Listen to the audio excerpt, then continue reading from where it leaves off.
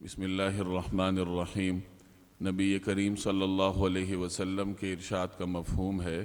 کہ جنت کے مکان کی ایک اینٹ سونے کی ہوگی، ایک اینٹ چاندی کی ہوگی، اور اینٹوں کو جوڑنے والا گارا مشک کا بنا ہوا ہوگا،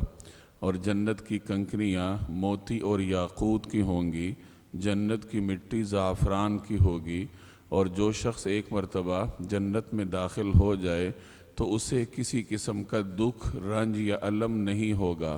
وہ سکون اور چین کی زندگی گزارے گا، اسے موت نہیں آئے گی، اس کے کپڑے کبھی میلے نہیں ہوں گے، اور جنتیوں کی جوانیاں کبھی ختم نہیں ہوں گی۔ یہ سنن ترمذی کی روایت کا مفہوم میں نے آپ کے سامنے عرض کیا۔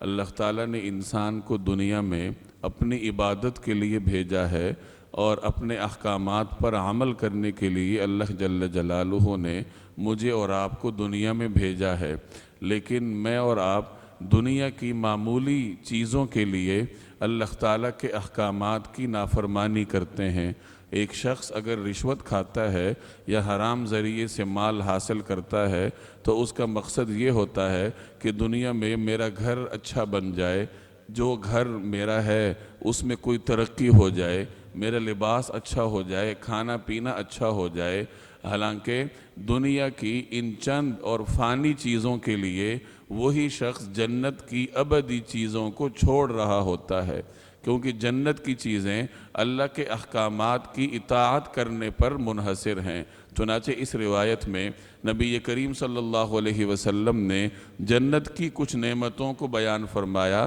کہ جنت میں اہل جنت کے مکانات جن اینٹوں سے بنے ہوں گے تو وہ اینٹیں سونے اور چاندی کی ہوں گی، اور ان اینٹوں کو جوڑنے کے لیے جو گارا استعمال کیا جائے گا وہ مشک کا ہوگا، اور جنت میں اہل جنت کو جو مٹی نظر آئے گی وہ عام دنیا کی مٹی کی طرح نہیں ہوگی بلکہ وہ زعفران کی ہوگی، اور کنکریاں جو اہل جنت دیکھیں گے وہ دنیا کی کنکریوں کی طرح نہیں ہوں گی بلکہ وہ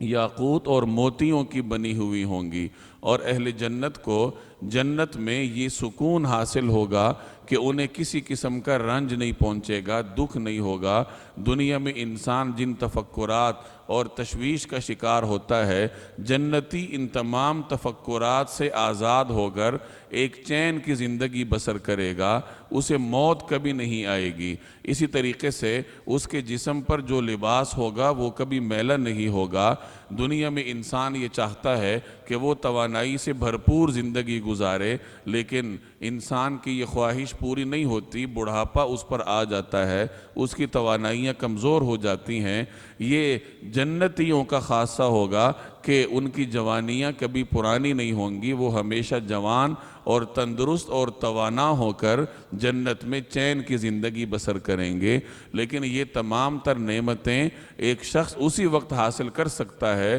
جب وہ دنیا میں اللہ کے احکامات کی اطاعت کرے۔ اللہ جل جلالہ عمل کی توفیق عطا فرمائے۔